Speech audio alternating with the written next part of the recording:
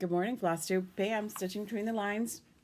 Take three. I don't know what's going on this morning. I took notes and everything. Like usually, I don't know the date because I wrote it down and I said it wrong on the last video. It is April 3rd, Friday, 2020. Happy April.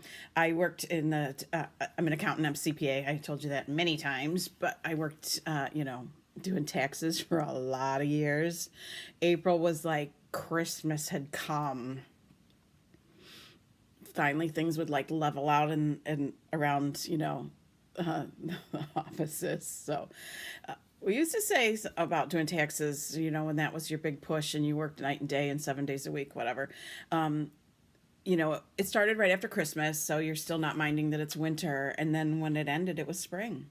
So it was like magic, like finally you could come out from the tunnel and it was springtime. So anyway, it's not spring today. It's supposed to snow. I also forgot to say this is Flosstube video number 74. I know a lot of people are making a lot of videos because there's a lot of people with some time on their hands. And I am none of the above. I have no time. I am barely watching any videos. We've been in this new house 2 weeks. 2 weeks this weekend it'll be, and we still don't have cable. So I don't even have TV watching as an excuse for why I don't have time to watch Flosstube. It's just the way, it'll settle down. And I'm looking forward to those long, boring days that people keep kind of referring to. We've been on house arrest for 2 weeks now, and with no end in sight. My girls, who are teachers, have been off school for at least that long, maybe 3 weeks. I've lost all track of time. They were supposed to go back April 13th, which was the Monday after Easter. So maybe they've had 2 weeks off. They were going to get 3 weeks off and then the spring break.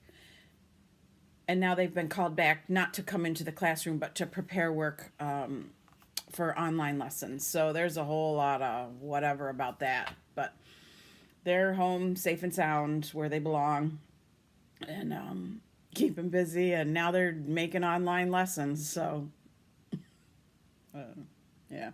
I mean, the learning has to go on because it's starting to look like kids will not be back in the classroom before the year is out. I can't say that for sure. In New York State, kids go to school all the way practically into the end of June. Graduation is sometimes like June 26th, late dates. I can look.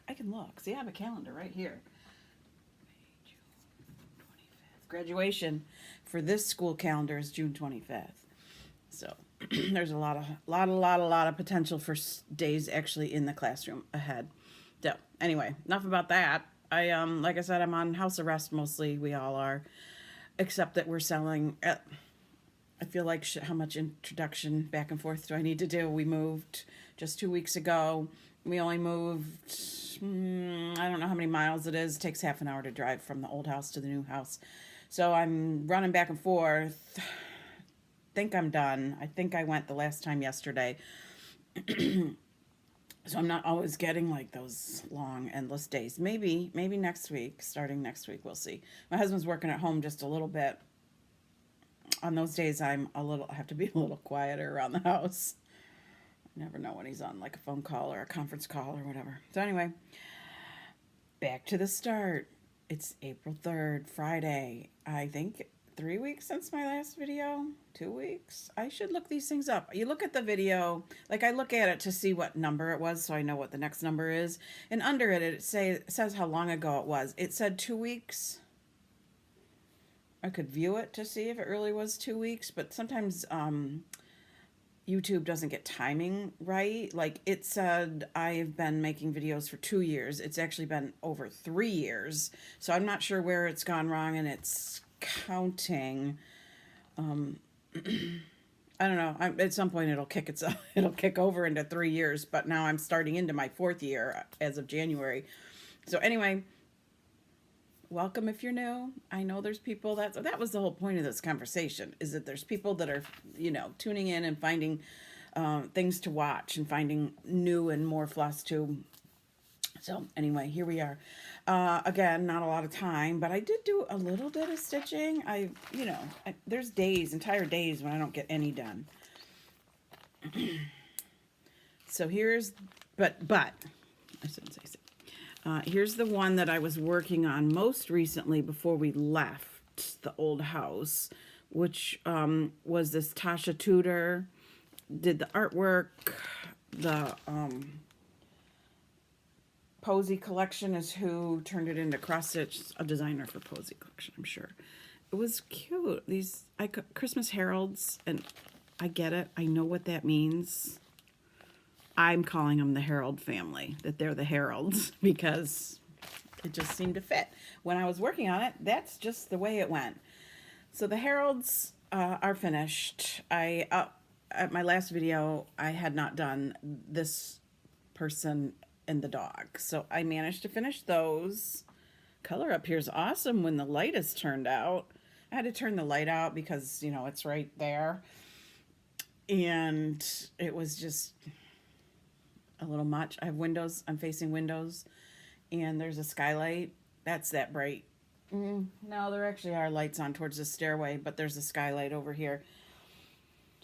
So our new house is a timber frame house, in case you couldn't tell, which always, when we built our last house, I would have liked a timber frame house, but we had 3 kids and needed a lot of bedrooms, and that makes for a much bigger house, and that was just cost prohibitive. So when this house came on the market, when we were looking for a year-round house on the Finger Lakes, this one was almost hands down the one for us. It only has 3 bedrooms, which for us doesn't feel like quite enough.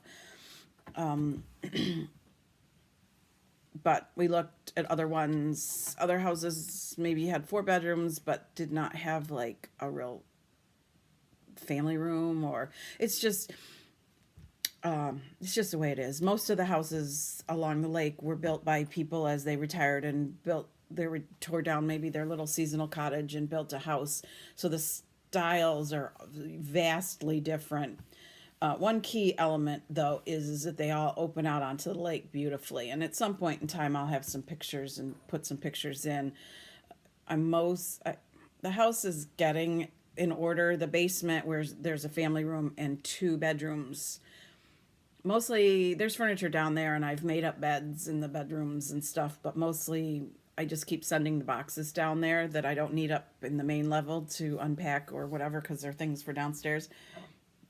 So it's kind of a mess. Also, we're learning like where and how the house is cold and warm. That's something we haven't had to deal with in a whole lot of years, because our other house had radiant heat in the floors. So you were never cold. There was never a chill. You never walked into a room and felt a cold, like that the room was cold or that there was a colder corner. My office room was prone to getting kind of chilly, but it still wasn't the same kind of chill. Something about having that floor warm. Anyway, blah, blah, blah, blah. We'll circle back around to the house, I'm pretty sure. The other thing that I have stitched on, I seem to be dividing my time by week, like week to week. And I don't know that I'll stick to a 1 week per project kind of rotation, but never been a real rotation person. I tend to focus on one thing and maybe work in little things like a monthly installment or something. Up till when we moved, I finished a couple things, which I showed in my last video, I'm sure. And each of them took like a week, so that just sort of seemed to be the thing. I was spending a week, and then, there's a needle sticking right out. And then I could start the next thing or work on the next thing. And my other objective / goal is to finish as many things that are in my whips, so that when it comes to Mania, I can start anywhere up to 20. When I do Mania, I pull all my whips in and they count, and then I can add as many more new starts as it is to get me to 20 this year. So I don't remember what my final count is right now of whips. Maybe 8, maybe, and I will finish a couple more. So anyway, this one is my birthday start, Christmas start. Shoot, sorry. This is the last of all the Christmas, birthday and New Year's starts. This is the last one, and I don't remember which this was. I'm doing, oh, it's in my lap. Country Cottage Needleworks, Jack Frost Tree Farm, and I'm doing it all on one piece of fabric. It's a piece of Summer Sky. It's an even weave. That's my preferred kind of thing to work on. And here I started in the middle, and then I worked this way with 3 of the things. I'm showing you what I've already showed you before. And then since we moved last week, I did these 2. Instead of only doing one at a time, I was just going along with that snow thread and just kept going and did that one. I have one left. I will conquer that before May, before April is out, so that it can be Stitch Mania. And then the only other thing I've done, which I didn't even bring up here, is I've been sewing. I have been working on Crazy Annie's ornament of the month from 2019, and I've finished 8 of them, shown them all. And for the last 4, I've been working on the border. It's a checkerboard border, so it's kind of mindless. I've been working on that, and in the hopes of finishing those 4 ornaments. Generally, if I have the border done, I can do the inside of, the ornament part, the snowman or the skate or whatever, in a day, in a night, in a whatever stitching session. So I was hoping this week to get 1 or 2 done, but I'm still working on borders, so we'll see. We will see, and that's about it. I might need to, before I can come back to Jack Frost, which is in this lovely bag, a Made by Mama Joan bag. Anything Christmassy. I like all things Christmassy. I might pick out some other whip from Mania or wherever and work on that because I'm kind of tired of snow. So, okay. Let's talk about my cats. Sorry if you're not a cat person. Most of us like pets, even if we don't own any. And I talk about my cats and my nut job cat. And I'm surprised none of them are up here. They like the loft because they can sit at the rail and look down into the kitchen if I'm there. I'm going to try really, really hard not to do anything too fast. So there's a railing all along here where there's quilts, and it goes even further, and there's sections where there's not quilts, in the hopes of keeping Cooper from walking through the rail out onto, say, a beam. So one of the things we did, I might just move out of the picture so I can show you. I don't really know what's in the picture behind me totally, other than my filing cabinet. Oh, and it shows. All right. These are beams that would just keep right on running right out across, well, I'm pointing backwards like it's going to the roof peak. But no, yeah, that's it. This is a wall. It goes way out over the dining room. So we put plexiglass up to keep him off those.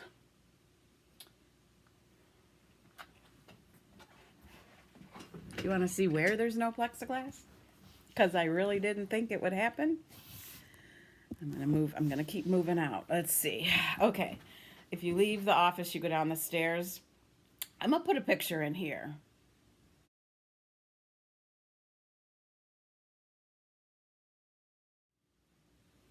Because what I can't show you is the other side of the stairway. There's a rail and there's a ledge that goes right out, straight out across and comes close to this beam. I don't think we'd been in the house 3 days when I was up here and I turned around and I saw Cooper reaching from the ledge to that beam. And so I said, Cooper, come back, Cooper. I didn't want to scare him. And there was a box on the floor that was kind of blocking that, what I would have thought of as the access to that ledge, or just it was a box that hadn't been unpacked yet and had just come up here. So I moved the box out of the way so he'd have a clear shot at coming across there and walking out onto the floor. No, no, that's not what he did. From the end of the ledge, he jumped to the bottom of the stairs, as shown in the picture.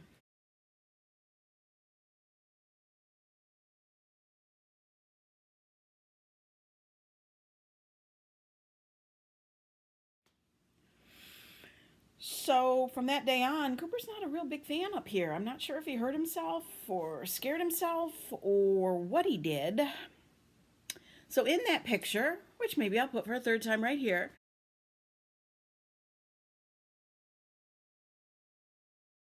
I put a little speed bump along that ledge. It's the snowman, and hopefully, I know it will maybe be there out of season, but I was thinking he's not going to go over it. He can't go around it. He probably won't push it off. He's just not necessarily that aggressive.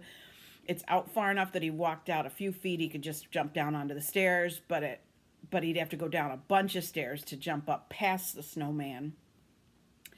So I'm feeling like Cooper's using up somebody's lives, mine or his. And Cooper, being the cat that he is, has already used up a bunch of his own lives. So I don't know what he's thinking. Don't know what he's thinking.